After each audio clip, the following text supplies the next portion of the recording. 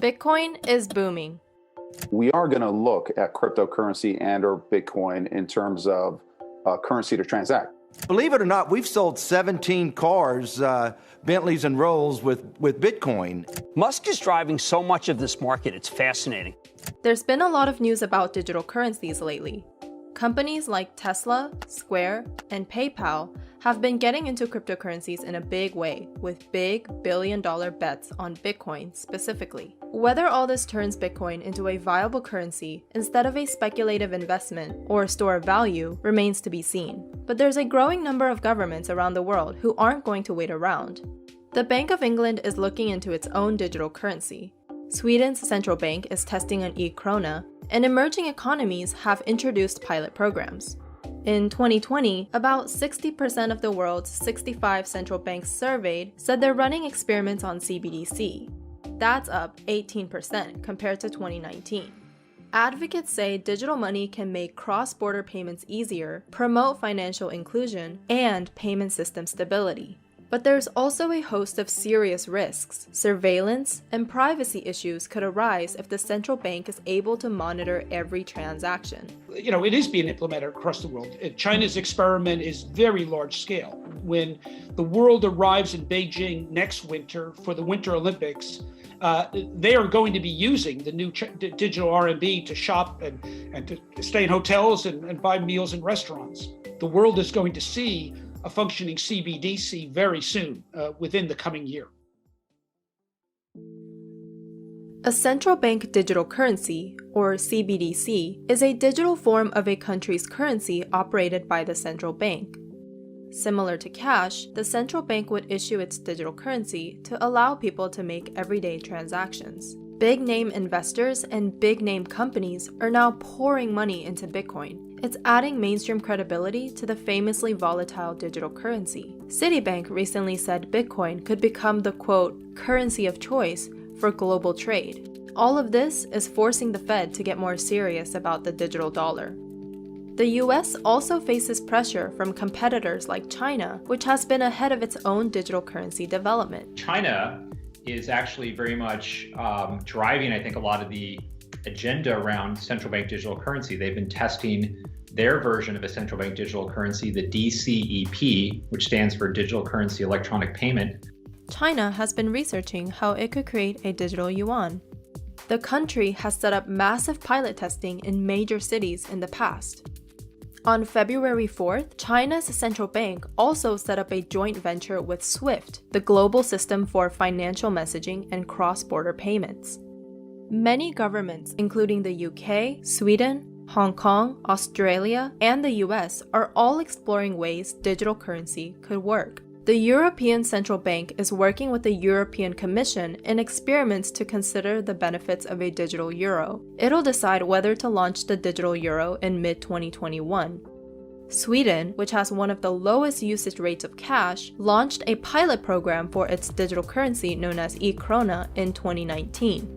And in Hong Kong, an experiment using digital currency to settle cross-border transactions between Thailand is being expanded. In terms of human and institutional engagement, the United States is certainly behind the scale and the scope of what China's doing, what Europe is doing, what Singapore and other individual nations are doing. But, I've never felt that being first or second is what's important here. It's not about being there first, it's about doing it right.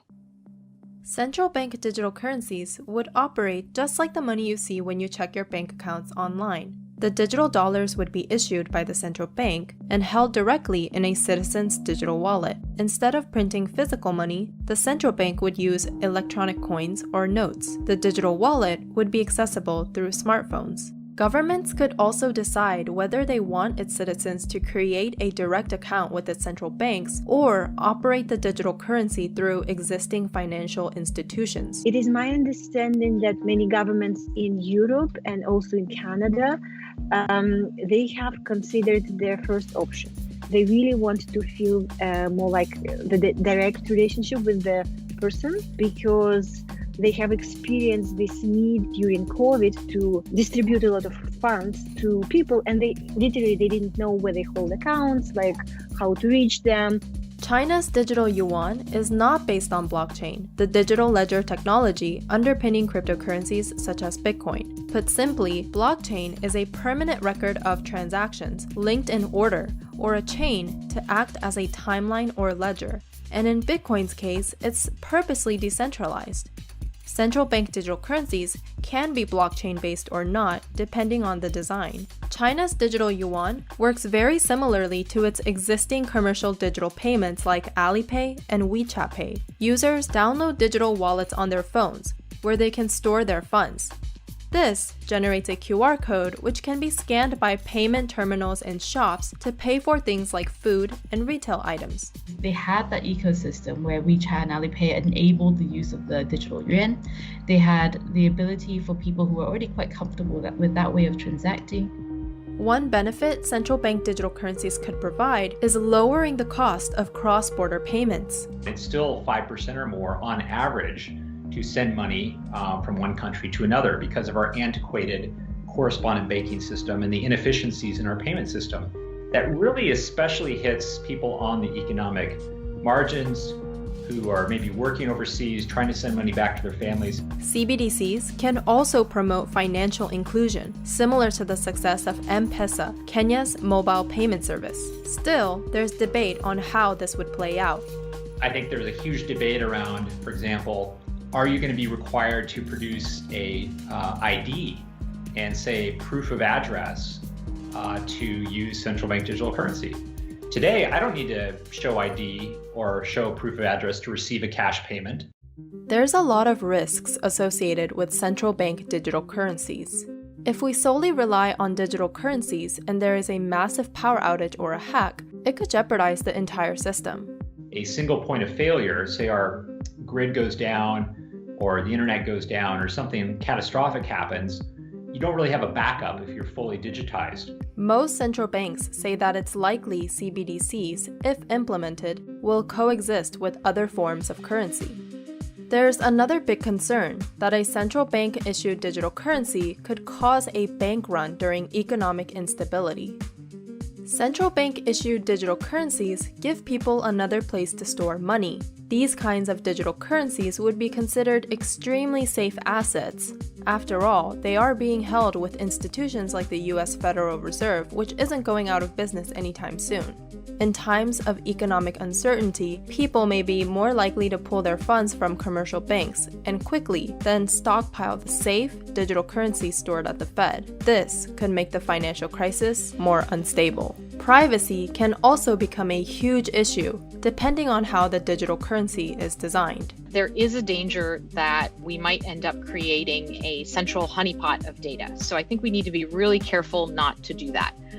Payment data is really sensitive. We don't want to gather a lot of it in one place, and we need to think very carefully about how that data is protected and whether or not someone needs to collect that data at all. In August 2020, the Federal Reserve Bank of Boston announced a multi-year collaboration with MIT to research central bank digital currency. The research project would explore new and existing technologies to build and test a hypothetical digital currency platform. We are very much still in the research phase of this, and I think it's going to take at least a few more years of research to really sort through some of these problems. Our plans are to release our first prototype as open source code this upcoming summer of 2021, and along with that, a white paper which describes a lot about what we've learned. On February 24, 2021, Fed Chairman Jerome Powell said the U.S. Central Bank will engage with the public on the digital dollar this year. This is going to be the year in which we engage with the public pretty actively. We have a functioning financial system and a banking system. We need to be careful with our design of the digital dollar that we don't create something that will undermine that very healthy market-based function. I think it's going to happen sooner than that. And the reason is because of this competitive challenge from China and also this rapidly growing cryptocurrency space and the fact that we are in a pandemic still. And I think you're starting to see ideas like universal basic income and stimulus payments become a more regular feature of our economy.